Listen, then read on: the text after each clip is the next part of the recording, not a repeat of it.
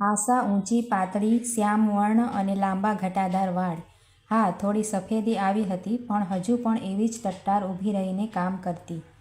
કોટનના આછા વાદળીમાં ગુલાબી ઝાંયવાળા સાડલામાં તે સુંદર લાગતી હતી. સામાન્ય રીતે રસોડામાં કામ કરતી વખતે સ્ત્રીઓ સાડીના છેડાને કમરે બાંધી દેવાનું પસંદ કરતી હોય છે, પણ આશાને હવે આ છેડો નડતો ન હતો. છેલ્લા 10 વર્ષથી તે આ ટિફિન સર્વિસ ચલાવતી હતી.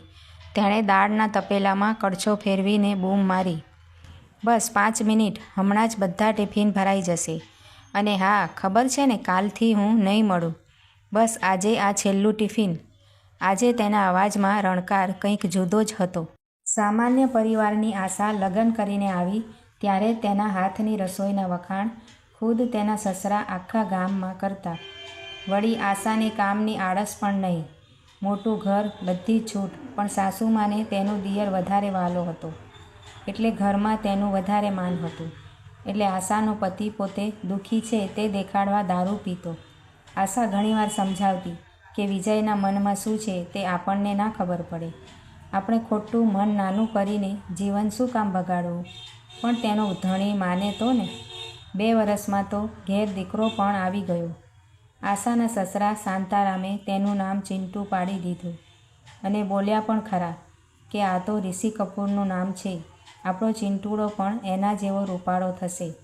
આશાને હતું કે ચિંટુના જન્મ પછી કદાચ તેના પતિની દારૂની ટેવ છૂટી જશે, પણ એવું કંઈ થયું નહીં અને ચિંટુ 3 વર્ષનો થયો ત્યાં આશા વિધવા થઈ ગઈ. સાસુએ તો કહી દીધું, હવે એની અહીં ક્યાં જરૂર છે? બાપના ઘરે રહેશે તો એને પણ સારું લાગશે. પણ આશાના સસરા શાંતારામ આ નિર્ણયની વિરુદ્ધ હતા.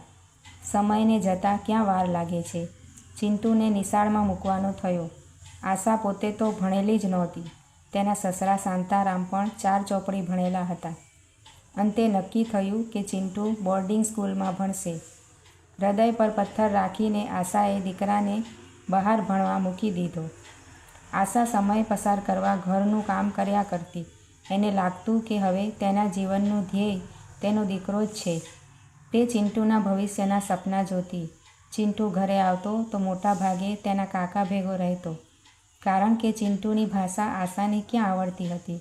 ચિંટુ 10મા ધોરણમાં આવ્યો અને શાંતારામ પણ ધામમાં ગયા. 4 મહિનામાં સાસુએ ગામમાં એક નાનો ફ્લેટ અપાવીને કહી દીધું, "હવે તમે તમારું કરી લેજો." આશાના માથે જાણે આપ તૂટી પડ્યું. ધોધમાર વરસાદમાં તે બંગલામાંથી ફ્લેટમાં શિફ્ટ થઈ ગઈ. પિયર પાસેથી કોઈ અપેક્ષા રખાય તેમ નહોતું.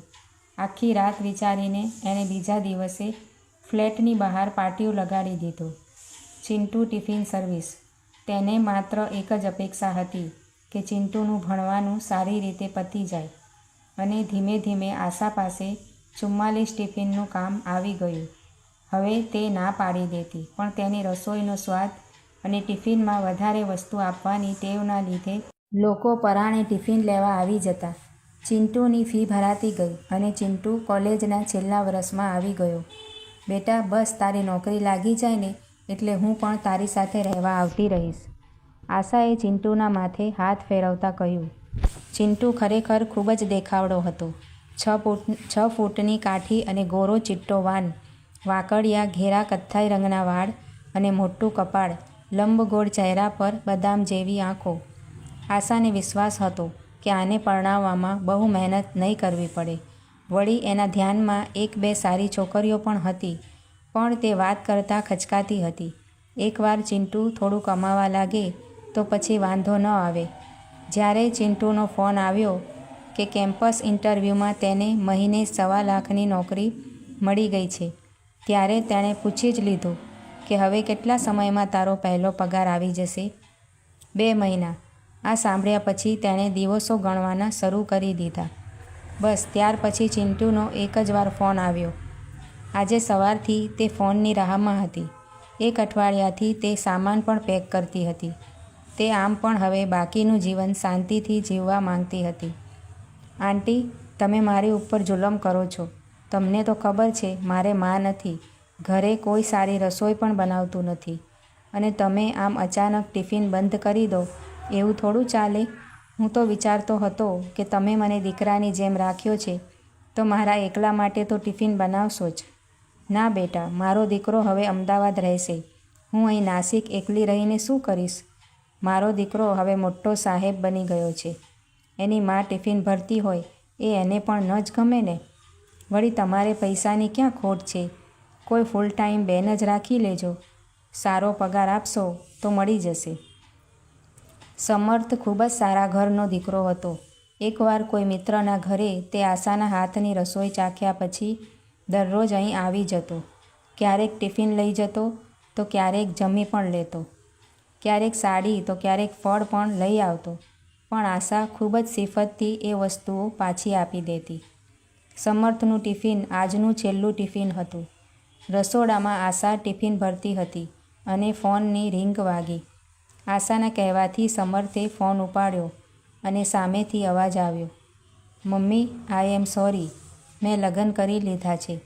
છેલ્લી વાર આવ્યો ત્યારે તને કહેવા જ આવ્યો હતો, પણ બોલી ના શક્યો. પણ તારાથી અહીં નહીં અવાય. મારી પત્નીને તારી સાથે નહીં ફાવે. સમર્થના ગળામાં ડૂમો ભરાયો. પણ મમ્મી, મેં જોયું છે તારે ટિફિનની સારી આવક છે. હવે તો એ પૈસાથી તું ધારે તે કરી શકે છે. લાઈફને એન્જોય કરવા માટે તારી પાસે પૂરતા પૈસા હશે. સમર્થે ફોન મૂકી દીધો. તેના મનમાં એક તોફાની વિચાર આવ્યો. તેણે બૂમ પાડી, આંટી, ચિંટુનો ફોન હતો. તેને 5 વર્ષ માટે અચાનક બહાર જવાનું થયું છે. પણ તેણે અહીં નાસિકમાં તમારા માટે એક રેસ્ટોરન્ટ ખરીદી લીધું છે. તમારે ખાલી માણસોને મેનેજ કરવાના. વાહ, તમારી તો લાઈફ બની ગઈ. 5 વર્ષ પછી આશાના રેસ્ટોરન્ટની 7 તો ફ્રેન્ચાઇઝ હતી. અઢળક પૈસા હતા. આશાનું સમાજમાં નામ હતું. સમર્થ તેને મા કરતાં પણ વધારે સન્માન આપતો. પણ હવે ચિંતા એ હતી કે ચિંટુને પાછો કેવી રીતે લાવવો. આજે આશાએ સમર્થને તેના ઘરે ખાસ મળવા બોલાવ્યો હતો. ગભરાતા પગલે તે ઘરમાં ગયો. આશા પાસે કોઈ અજાણ્યા ભાઈ બેઠા હતા. સમર્થ તેમની બાજુમાં જઈને બેઠો. આશાએ કહ્યું, આ વકીલ છે. મેં મારું વિલ તૈયાર કર્યું છે. મારા પછી બધું જ તારું છે. એમાં બીજા કોઈનો ભાગ નહીં. સમર્થ બોલવા ગયો કે પણ ચિંટુ, પણ આશાએ તેને અડધેથી જ અટકાવી દીધો. સમર્થ, મારા ઘરના રસોડામાં પણ ફોનની એક લાઈન હતી. તે મારા છેલ્લા ટિફિનનું માન રાખ્યું એટલે આજથી તું જ મારો દીકરો ગણાય. આશાના અવાજમાં હજુ પણ પહેલાં જેવી જ ખુમારી હતી. મિત્રો, આ વાર્તા તમને કેવી લાગી છે તે કમેન્ટ કરીને જરૂરથી જણાવજો. અને જો સારી લાગી છે તો વિડીયોને લાઇક શેર કરીને આવી જ બીજી વાર્તાઓ જોવા માટે મારી આ ચેનલને સબસ્ક્રાઈબ પણ જરૂરથી કરજો. વિડીયો જોવા માટે તમારા બધાનો ખૂબ ખૂબ આભાર માનું છું. Thank you.